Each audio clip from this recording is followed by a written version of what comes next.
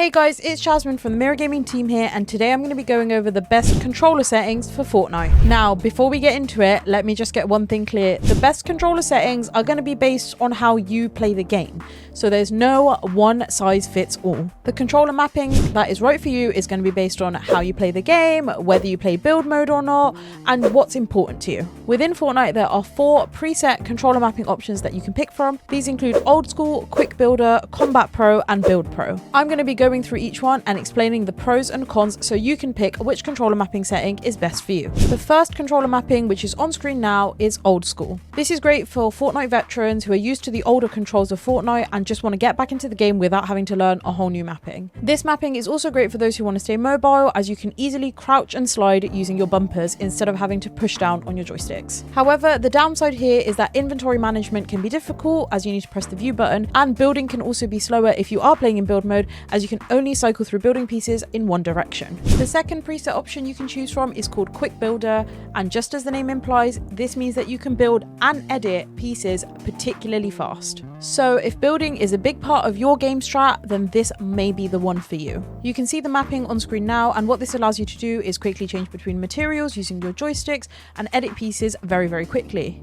You can also place down traps if you were using them with haste. However, one of the downsides here is that if you're not used to these controls, you could end up fat fingering like I do all the time and placing down the wrong piece in a crucial moment and getting yourself killed, which is why I play no build mode. Of course, when you choose any new control set, it is going to take some time to get used to them, but when I tested out this control set, I found them particularly hard to grasp. However, as I've said before, I'm used to playing non-build mode, so jumping into build mode again was a little bit difficult. The next option on the list is Combat Pro, and this is a great option for those of you who also, like me, avoid playing build mode, because building is way too stressful.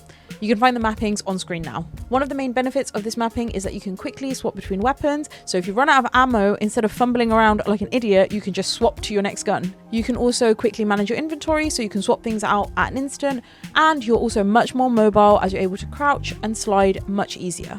However, one of the downsides of this control set is that if you do use build mode, you lose a lot of your mobility and your ability to ping and alert your teammates, meaning you become a lot more vulnerable and you might find yourself stuck. And last but not least is Builder Pro. This is the preset I used to use when I played Arena. Remember that? Before they introduced Ranked?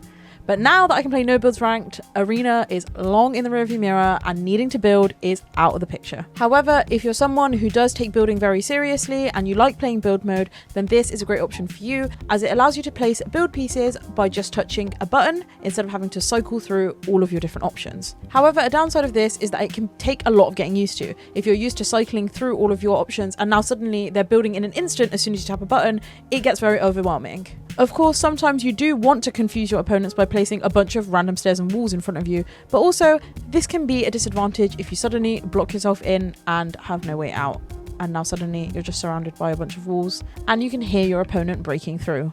Great. Just as I said with the quick builder option earlier, this will take some getting used to, but once you're there, you might find it a lot more comfortable. And there you have the best way to map a controller for Fortnite. Weigh up the pros and cons of each preset mapping and pick which one is right for you. Thank you guys so much for watching this video. If it helped you out, leave a like and subscribe to the Mirror Gaming YouTube channel. This has been Jasmine, and I'll see you guys in the next one. Bye!